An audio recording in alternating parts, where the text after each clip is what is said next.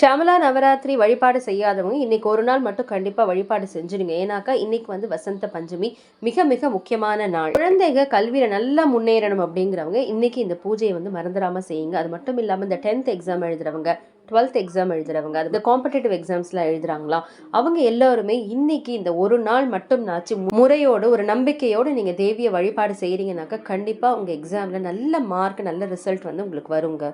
இந்த பஞ்சமியை ஸ்ரீ பஞ்சமி, சரஸ்வதி பஞ்சமி அப்படின்னு சொல்லுவாங்க. குளிர்காலம் முடிந்து தொடர்ந்து வரும் அந்த வசந்த காலத்தை வரவேற்கும் விதமாக இந்த வசந்த பஞ்சமியை கொண்டாடப்படுகிறது. சரஸ்வதி தேவி ஷியாமலா தேவியோட ஒரு அவதாரம் அப்படின்னே சொல்லலாம். வட இந்தியாவில பாத்தீங்கன்னாக்கா இந்த நாளை விடவே மாட்டாங்க. ரொம்ப விசேஷமா ஒரு கொண்டாட்டம் போல அங்க நடக்கும். இன்னைக்கு வித்யாரம்பம் செய்ய உகந்த நாள்.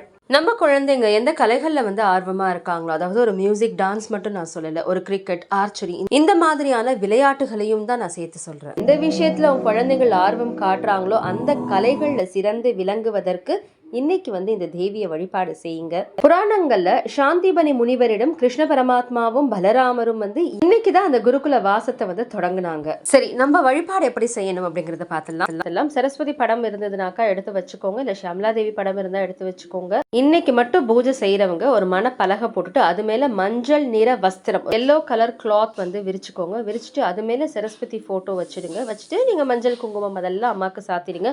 மஞ்சள் நிற மலர்கள் சாத்துங்க அம்மாக்கு. நெய்வேத்தியம் ஒரு போலி வைக்கலாம், இல்ல பால் பாயாசமோ இல்ல சக்கரை பொங்கலோ, நம்மளால எது முடியுதோ அதை அம்மாக்கு வச்சிடுங்க. ஷியாமலா தேவியோட சகஸ்ரநாமமோ இல்ல சரஸ்வதி தேவியோட சகஸ்ரநாமமோ அஷ்டோத்திரமோ சொல்லலாம். தாம்பூலம் அம்மாக்கு கண்டிப்பா வச்சிருங்க. அதோட கூடவே என்ன பண்ணணும்னாக்கா ஒரு புது நோட்டு, பெண் இதெல்லாம் அம்மா கிட்ட வச்சுட்டு தேனும் வச்சிடுங்க. வச்சுட்டு பூஜை எல்லாம் முடிஞ்சதுக்கு அப்புறம் உங்க குழந்தைங்களை அந்த நோட் புக்கையும் பெண்ணையும் யூஸ் பண்ண சொல்லுங்க. முடிஞ்சதுனாக்கா அந்த ஏழை குழந்தைங்களுக்கு உங்க குழந்தை கையால நோட் புக், பென் அதெல்லாம் இன்னைக்கு கொடுக்க சொல்லுங்க. கல்வி சம்பந்தமான விஷயங்கள் இன்னைக்கு அவங்க பண்ணணுங்க. குழந்தைங்களுக்கு மட்டும் இந்த பூஜையா அப்படின்னு கேட்டீங்கன்னா இல்லைங்க. ஆன்மீகத்துல இருக்கிறவங்க உயர் நிலை அடையணும் அப்படிங்கிறவங்களும் இன்னைக்கு இந்த பூஜையை தவறாம செய்யுங்க.